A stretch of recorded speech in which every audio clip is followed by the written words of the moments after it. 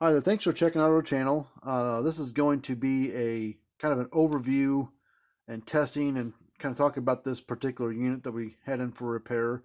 This is a Gallagher S100. S stands for solar. The 1 on the 100 is the joule, so this is a 1 joule of stored power inside this unit. It's a pretty reliable unit. The only reason why this unit came in for repair was where it was sitting at. They had a big flood come through, and it was submerged underwater for about 2-3 days. And so, as you can see, the board inside this unit is pretty.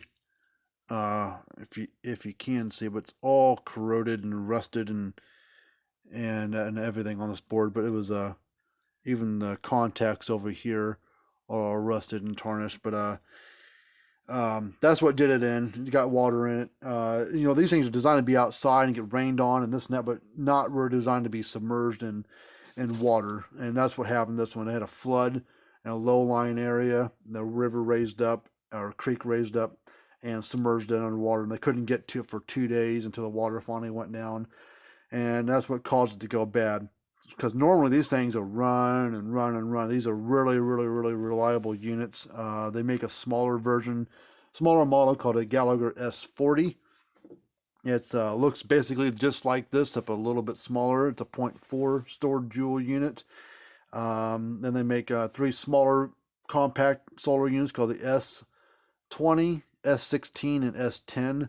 And they also make 2 more bigger portable solar units called the S200, 2 joule solar, and an S400, a 4 stored joule unit.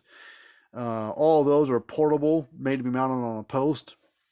The other nice thing about this unit is, all their portable solar units are like this now, except for the S22 if it's still floating around. But all their newer solar compact or portable solar units have been around for at least the last 5 years.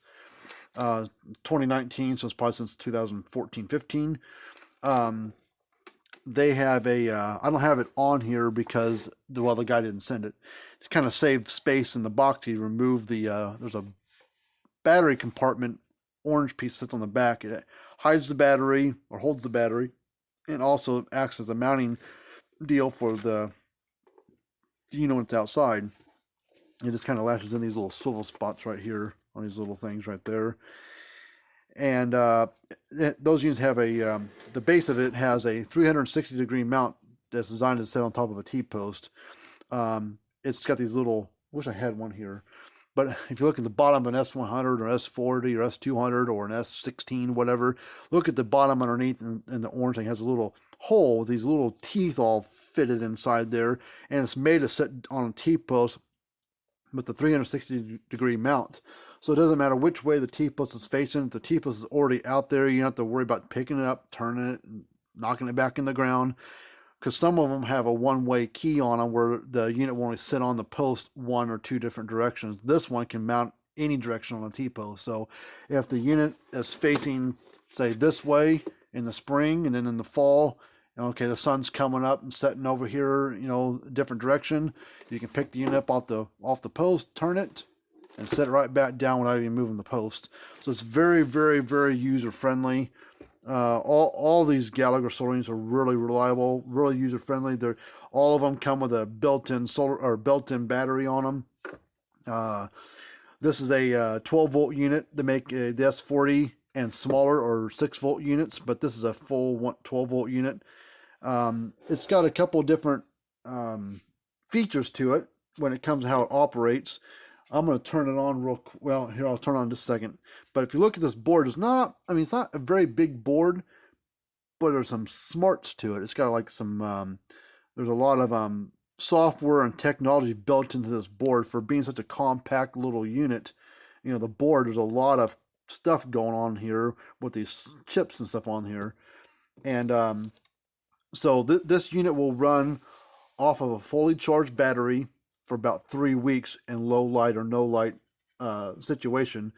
As the voltage goes a little lower on the battery, it slows the pulse down still puts the same kind of shock at, every, even if it's like a 3 or 4 second pulse. The the shock will still be the same. It's still going to be that full 8,000 volts, 1 joule shock out of it. It's just going to be at a slower rate. But yeah, these things can run up to 3 weeks on a fully charged battery in a low light or no light situation. Depends on what the situation, or a really cloudy day, that kind of thing. This little deal here, this little thing right here, that's a sensor. It detects how much. It's a photosensor. It detects how much light, sunlight or whatever is actually hitting the unit. So that's how it knows if it needs to slow its pulse down or not, depending on the the sunlight conditions out there. If it's cloudy, really no light at all, that kind of thing. This right here is your battery charge indication. If you turn it over to here, it will tell you, hey, the battery's charged up if it's green. Turn the light off so you can see it.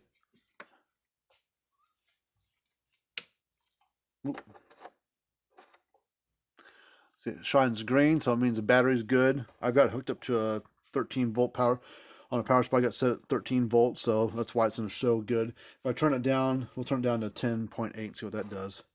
See, it's still red. Hey, your battery's low. So that's what's kind of nice about those. They'll tell you how charged up your unit is. See, I'm just barely over 12, so say, hey, your battery's a little low. We'll turn it up to 13 again. And back at green. So I mean it's fully charged. All right, and then you got these two modes here. Let me see something real quick. I just want to, yeah, there it is. Okay, straight up and down, this is your off position right there. And over here, this little thing here, that's your pulse indication. If it shows green, what's hooked up to the fence and everything, that means you've got a clean fence. I mean, it's not dragged down very much.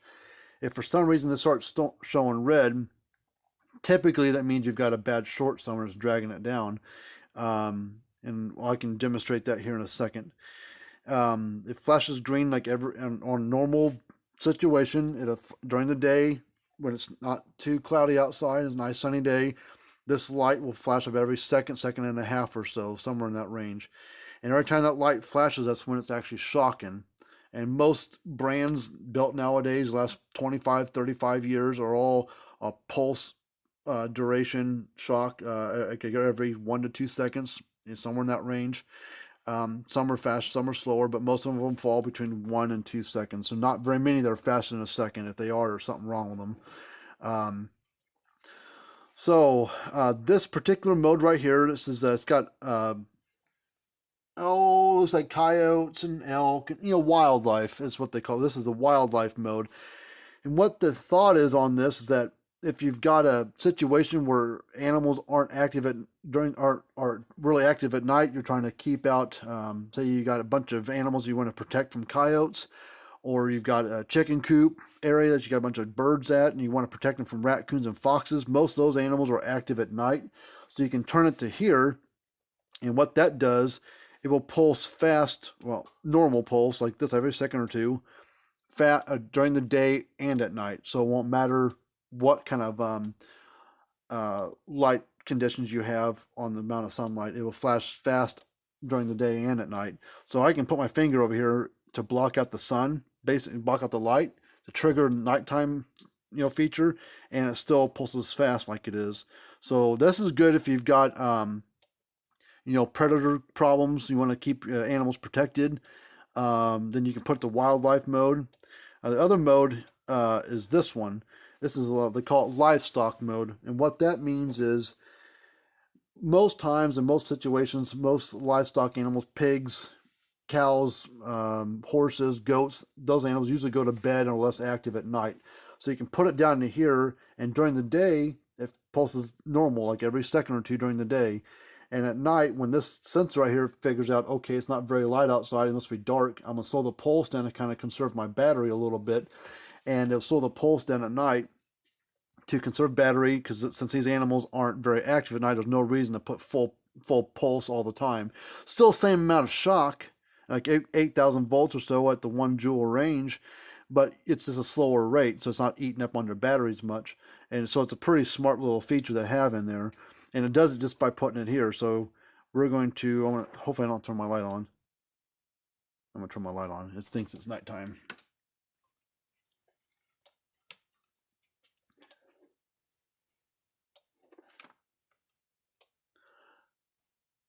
Okay, kind of hear it clicking along there every second or two. If I put my finger over this thing, listen to the pulse and it'll go a little slower.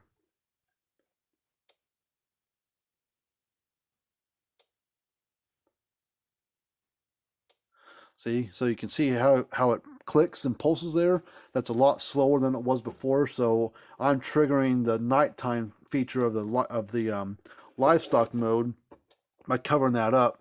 So it thinks it's nighttime, so it's like, oh, okay, I'm gonna slow my pulse down so that way I'm not conserving, or I'm conserving my battery, not eating it up as much at night because the animals are going to bed. There's no reason to keep it pulsing fast at night because you're not worrying about predators and other, bears or whatever's running around your property.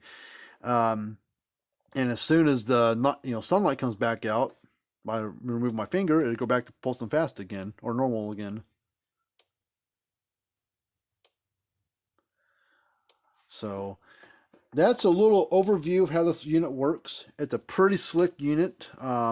It's a 1 joule unit. Gallagher used to make an S50, which is a half a joule, and it was about 3 times the physical size and about twice the weight or more on a unit that is half the power.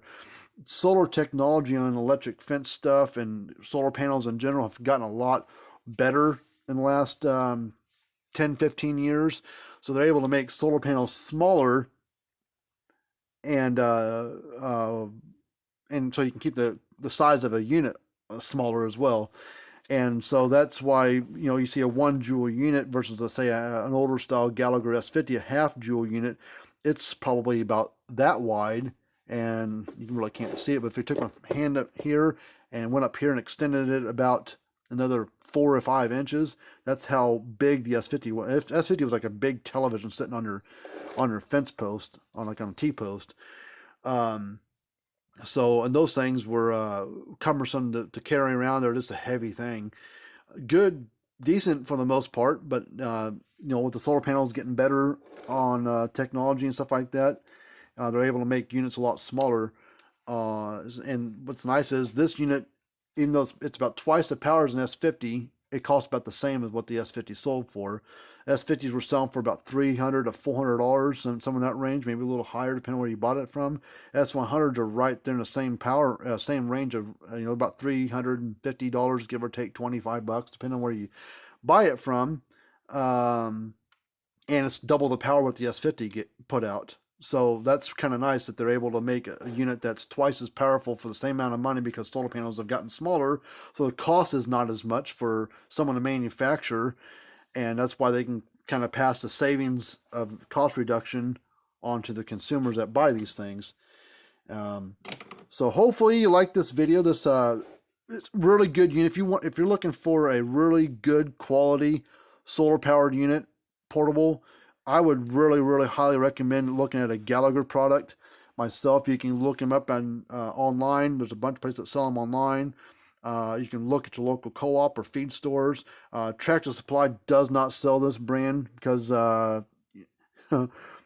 they're in bed with the Zariba Woodstream Blitzer group, and that's a really crap design of a product that's out there. But there's a bunch of them out there, and there's a bunch of Tractor Supply stores out there, so that's why they sell a crap ton of them.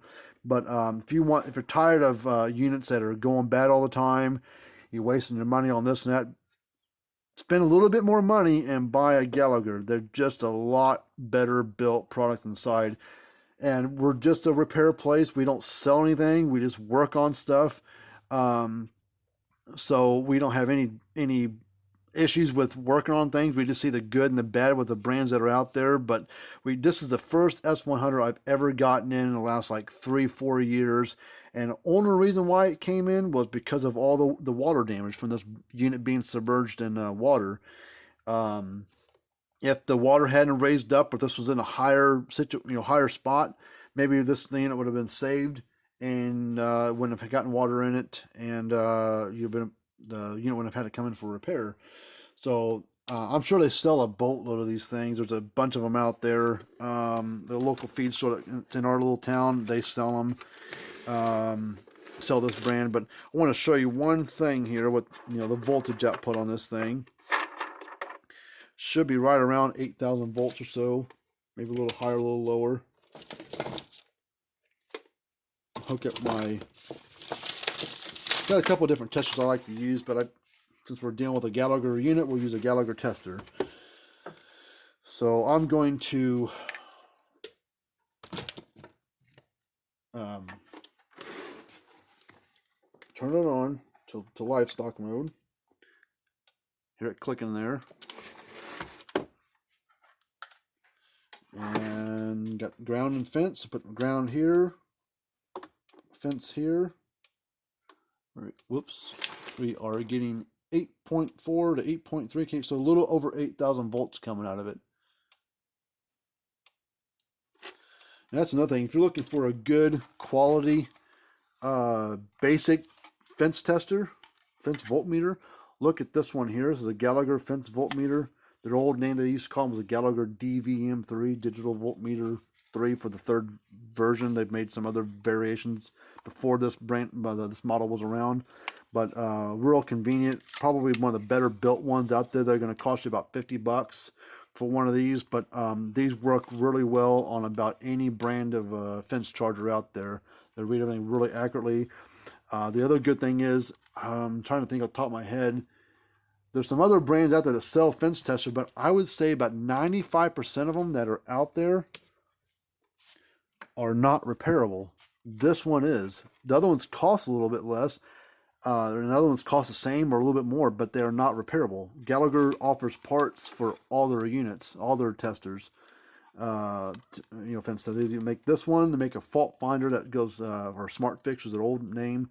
But this is a good one. We've got this one here, and I've got a fault finder I use on our fence as well. But real convenient unit. You can buy cheaper ones. You can buy the flash and light ones that are out there, which are a lot cheaper. But if you want a digital one to know exactly what's going on with your fence or the unit, or if you've got a different brand, a fence charger, if you're like, well, I don't want to buy this, buy that, I don't know, look at this one. This would be a good quality one to look at. So reliable. The only thing you have to really ever do to it is occasionally you got to change out the battery. It takes a little 9-volt battery in here. You got two screws, one there, one here. This little Phillips screw, and the case pops apart. Undo the battery, put the battery in. Then you got to snake the wire around up inside there so it stays put.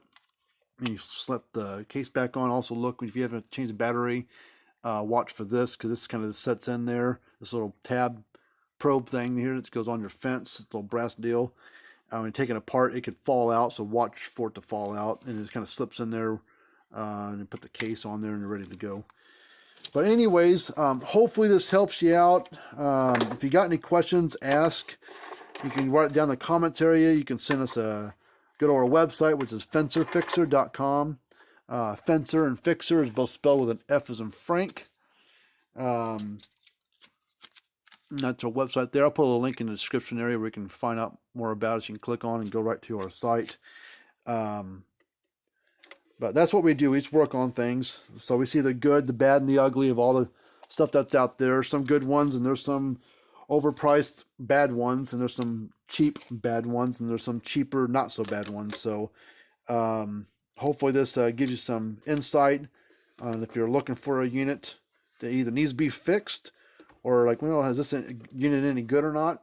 Ask. We'll be happy to help you. We don't have any ties to anybody, so we're independent from everybody that's out there.